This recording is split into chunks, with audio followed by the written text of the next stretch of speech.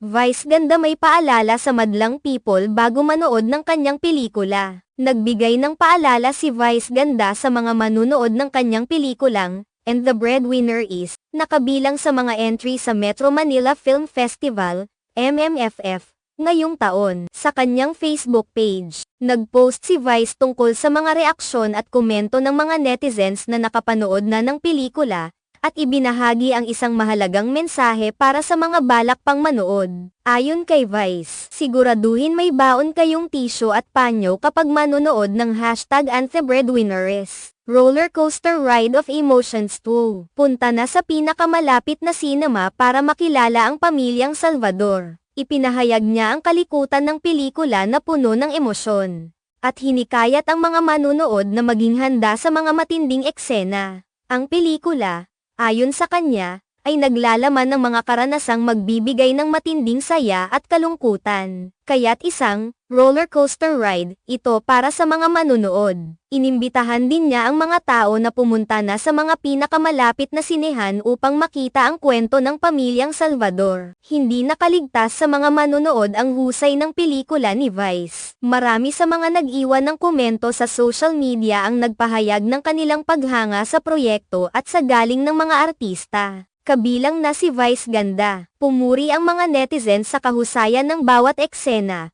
pati na rin sa pagtatanghal ng mga emosyonal na tema ng pelikula. Ayon sa kanila, kahit na ang pelikula ay may mga mabibigat na tema, nagawang magbigay ng saya at inspirasyon ni Vice at ng buong cast. Isa rin sa mga highlight ng pelikula ang pagiging isang family drama, na talagang tumimo sa mga puso ng mga manunood. Ipinakita nito ang kahalagahan ng pamilya at kung paano nila ipinaglalaban ang bawat isa sa kabila ng mga pagsubok. Dahil dito, hindi nakapagtataka na marami ang nagbigay ng positibong feedback patungkol sa kwento at sa mga karakter na ginampanan ng mga artista, lalo na si Vice ganda. Bukod sa mga papuri sa pelikula, marami rin ang nagpasalamat kay Vice ganda sa pagbigay ng aliw at kasiyahan sa pamamagitan ng kanyang pelikula. Ang kanyang kakaibang paraan ng pagpapatawa at pagbibigay ng mensahe sa kanyang mga pelikula ay patuloy na nagpapa-inspire sa mga tao. Ipinakita ni Vice na kahit sa mga seryosong tema, may lugar pa rin ang mga tawa at saya upang mapagan ang mga bagay-bagay. Sa kabila ng lahat ng ito,